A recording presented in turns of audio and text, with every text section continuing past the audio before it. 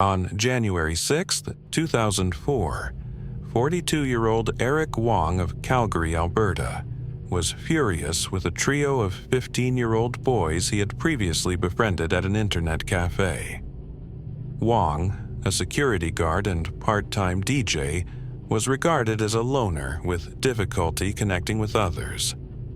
The identities of the youths remain unknown publicly. However, the Calgary Herald referred to them as Ken, Paul, and Mike, a designation we will also use. Eric's anger stemmed from discovering that the boys had been forging his checks and stealing approximately $6,000 from him. Confronting them led to a violent and grim series of events, details of which have never been fully disclosed. What is certain is that all four, Ken, Paul, Mike, and Eric, were in Eric's vehicle. Ken was behind the wheel and drove them to a remote rural area on the city's outskirts. Once there, the boys and Eric exited the car. Paul then threw Eric's phone into the snow while Eric, tearful and longing to go home, reached for his device. Suddenly, Paul drew a knife, silently walked up behind Eric and stabbed him in the back, also slashing the nape of his neck. Mike, armed with his own knife, delivered at least 2 stab wounds to Eric's chest, with Paul stabbing him once more. After the attack, Paul and Mike seized Eric's wallet and phone, then dragged his body into a nearby farmer's field. Ken drove away from the scene, and the young men, excited and exhilarated, referred to their act as murder fun. The following day, they used Eric's credit card 18 times to buy cologne, clothing, a Sony PlayStation, and new cell phones. Their secrecy was short-lived. They openly took friends and Ken's sister to visit the corpse, even making multiple trips to see the remains. On at least one occasion, they showed friends the spot in the river where they had disposed of the knives. On January 10th, just 4 days after the killing, horseback riders discovered Eric Wong's body. Rumors at his school suggested the boys had committed the murder, prompting multiple people to notify police, though none from the boys' circle actually went to view the body. Authorities intercepted phone calls through wiretaps, revealing conversations about the crime between the boys and others. 3 days after the body's discovery, they located Eric's abandoned car, and soon after the boys discussed it over the phone. Within 2 weeks, Ken, Mike, and Paul were arrested. Ken was the only one who spoke voluntarily, claiming he was merely the driver, while Mike and Paul committed the stabbing, believing they were going to intimidate Eric rather than kill him. He insisted he had no knowledge they intended to murder his friend. Following their arrest, police uncovered further evidence. One of the boys had Eric's credit card, and shoe treads matching prints, a nearby dog, were found near the body. Investigators also discovered emails and instant messages where the boys had discussed the murder. In July of 2004, 3 young men faced trial amid overwhelming evidence. Paul and Mike Sawyers contended they should be convicted of a lesser offense. Authorities had found no proof indicating they had plotted the murder in advance. Their motives and actions remained unclear. Neither boy explained the reason for carrying concealed knives, nor did the police uncover evidence revealing how they compelled Eric Wong to accompany them to the field. If the boys had kidnapped Eric, it would constitute first-degree murder, but they claimed that Eric may have gone willingly, and that their original plan was simply to beat him up.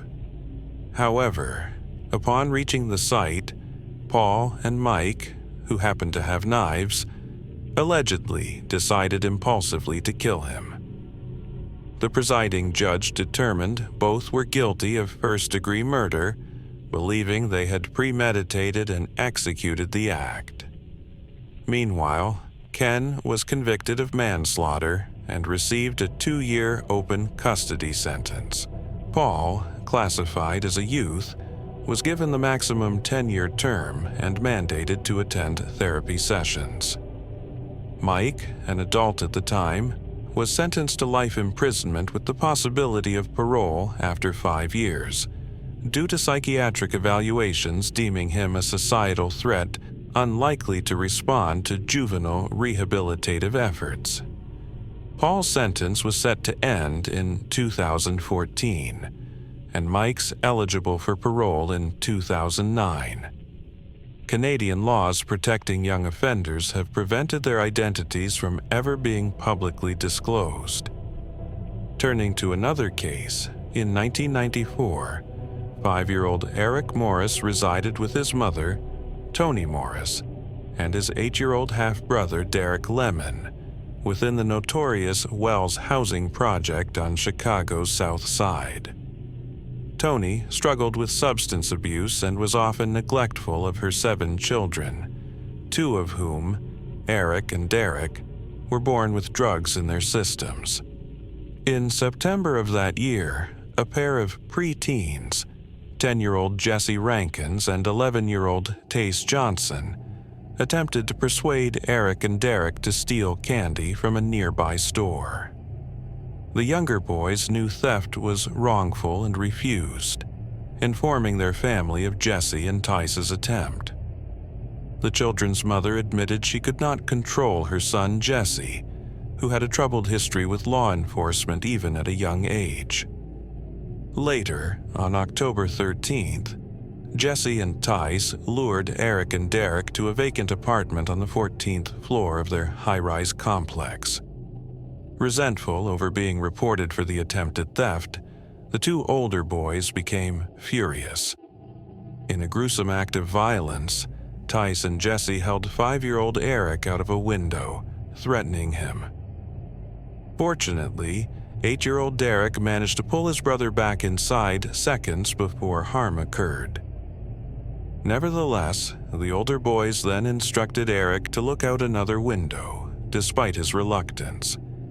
He was warned that he must comply or face a brick hurled at him. Obediently, Eric followed orders. When he glanced out the second window, Jesse and Tyke seized him again, swinging him out into the open air. His brother, Derek, instinctively grabbed Eric's arm, desperately trying to pull him back inside. Realizing his brother's intent to save him, Eric bit Tice's finger in a frantic attempt to break free.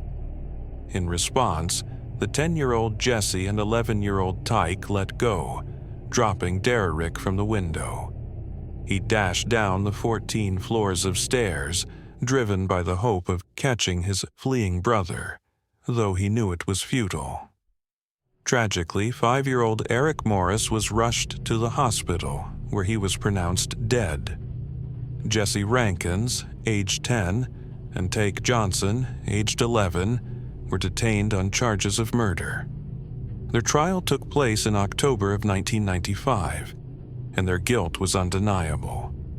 Their defense pointed to the boys' low IQs.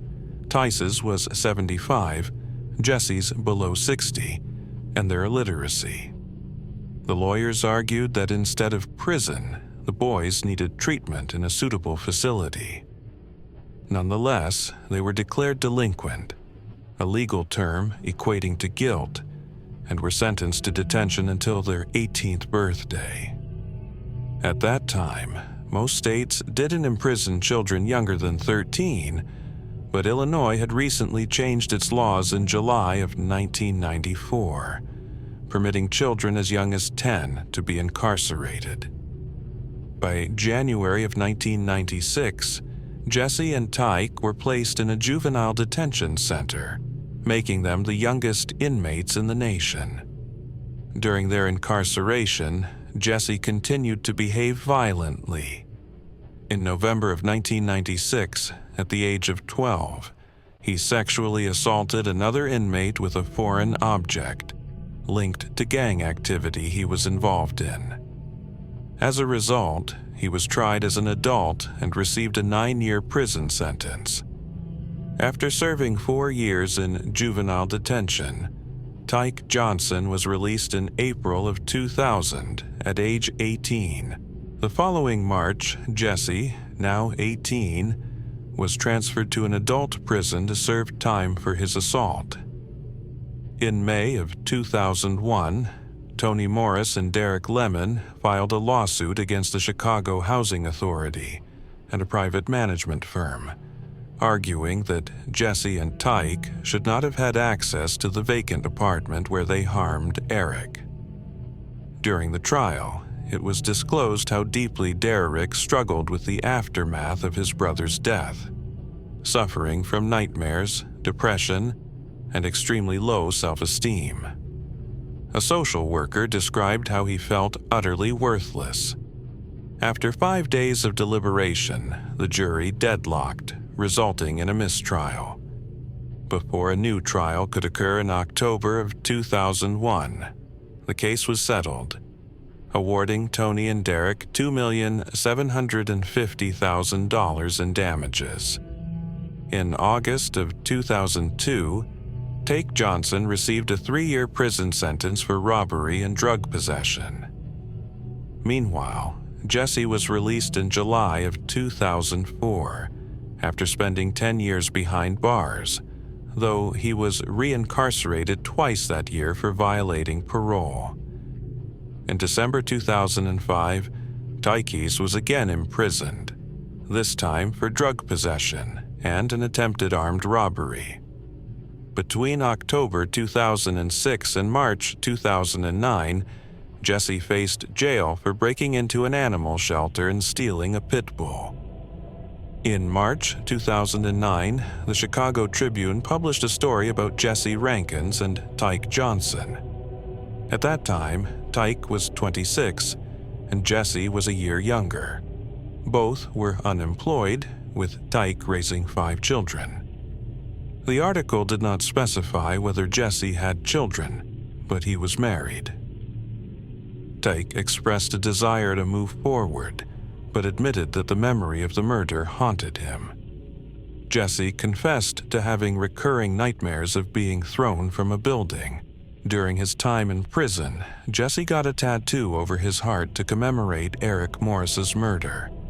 A drawing of a tombstone inscribed with Eric Moores, 1984. 1994. The surname was misspelled, and the birth year was off by 5. After receiving a settlement, Eric's half-brother Derek Lemon spent the money on trivial pursuits, sleeping most days and going out at night. On March 1st, 2006, 19-year-old Derek was attending a family BBQ in Chicago. During the gathering, he argued with his aunt and began choking her. Her boyfriend, Ilya Glover, intervened and asked, "What's up?" At that moment, Derek drew a gun and shot Glover, killing him. Derek was arrested and released on bond. While awaiting trial, he committed a home invasion aimed at intimidating a witness. In July of 2010, Derek was convicted of murder. The delay in his trial remains unexplained. In March of the following year, he received a sentence of 71 years behind bars. Currently, 38-year-old Derek Lemon is held at Hill Correctional Center in Galesburg, Illinois. His parole eligibility is projected for March of 1980, when he will be 94 years old. Since his interview with the Chicago Tribune in 2009, Tyke Johnson and Jesse Rankins have largely stayed out of public attention. Neither is currently incarcerated in Illinois. As of this recording, Tyke is 42 and Jesse is 41 years old. In early 1992, 12-year-old Shanda Sharer lived with her mother in New Albany, Indiana. On January 10th, her father took her for a weekend visit with him, his new wife, and her half-sister. That evening, Hope Rippey and Tony Lawrence, both 15, knocked on Shanda's father's door. Neither Hope nor Tony knew Shanda personally. They claimed to be friends of 16-year-old Amanda Hine. Shanda and Amanda had been friends, and both harbored romantic feelings for each other. Shanda met Amanda after intervening in a fight involving Amanda's cousin, which led to detention for all three. While detained, Shanda and Amanda struck up a friendship. The previous year, they attended a school dance together, though Shanda's parents worried about their age difference, Shanda being 12, Amanda 16. Due to parental concerns, Shanda was transferred in November of 1991 to a private Catholic school.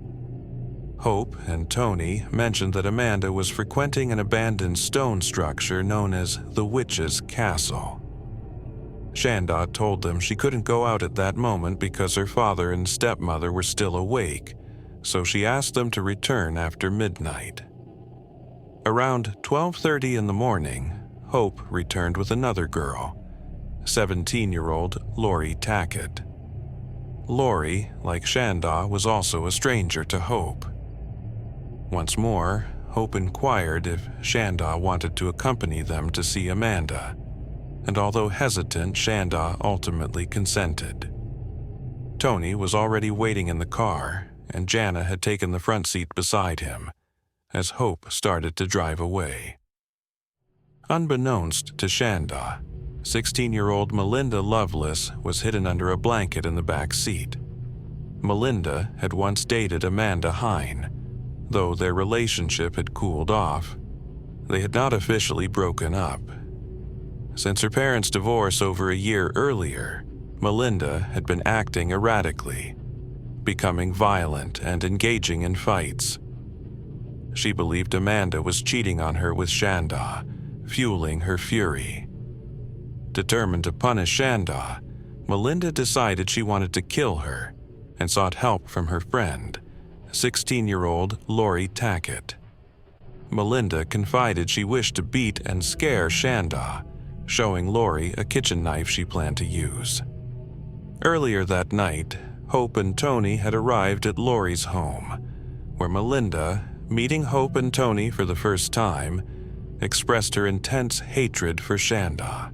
She also revealed her intention to use the knife to intimidate her. Respecting her wishes, Hope and Tony decided to join Melinda and Lori. During their journey, Lori spoke openly about her plans to scare Shanda and even admitted she was eager to kill her. After Shanda was seated in the car and a few miles from home, Melinda suddenly rose from the back seat, holding a knife to Shanda's throat. They drove to the abandoned building dubbed the Witch's Castle. All 5 girls exited the vehicle. Melinda and Lori held Shanda's arms, leading her inside. Lori had brought rope, which she used to bind Shanda's ankles, while Melinda tied her wrists. The girls removed Shanda's rings and her Mickey Mouse watch. Hope kept the watch and danced to its music. They set a t-shirt on fire, threatening to do the same to Shanda, but were startled when passing cars drove by, prompting them to relocate to a more private spot, a clearing in the woods near Laura's home in Madison, Indiana. Once there, they again exited the car. Shanda begged for her release, pleading not to be hurt, but her pleas were ignored. Melinda forced her to disrobe, keeping her clothes as a trophy. Lori held Shanda while Melinda repeatedly punched her and slammed her face with her knee. Melinda attempted to cut her throat with the dull knife, then pressed her foot against Shanda's neck, but the blade was ineffective and did not cut. Melinda sat atop Shanda's legs while Lori positioned herself on her stomach. Lori attempted to strangle the 12-year-old girl with her bare hands, but Shanda remained conscious. Frustrated, Lori then used a rope to choke her until she lost consciousness. Afterwards, Melinda and Lori placed Shanda into the trunk of the car. The four girls then drove to Lori's house with Shanda trapped inside. Inside, they relaxed and drank soda. After a few minutes, Shanda's screams echoed from the trunk. Lori retrieved a kitchen knife, stepped outside, opened the trunk, and repeatedly stabbed Shanda. Returning inside, she washed the blood off her hands. Lori then suggested a drive, believing it would be best to wait and let Shanda bleed out. Hope and Tony expressed they were tired and preferred to sleep, so they stayed at Lori's home. As Lori and Melinda drove around, Shanda struggled internally in the trunk. They pulled over, and Lori exited the vehicle, striking Shanda's head with a tire iron, causing part of her skull to fracture. They resumed driving, considering checking on her, and when they opened the trunk again, Shanda sat upright, covered in blood, her blonde hair now red. Her eyes had rolled back, and she was covered from head to toe in gore. They closed the trunk and continued their errand.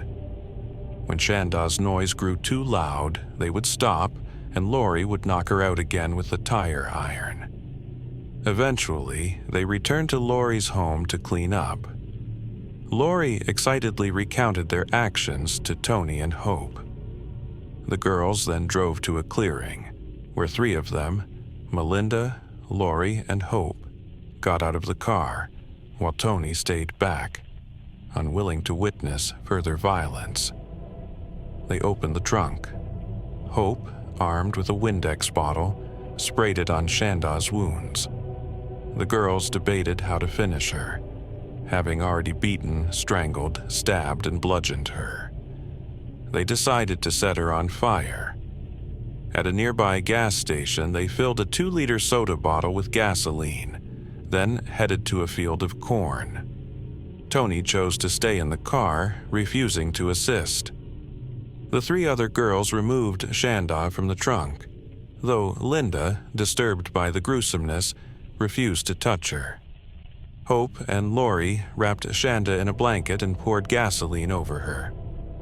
Lori then lit a match and set the girl ablaze, watching her burn until the flames died out.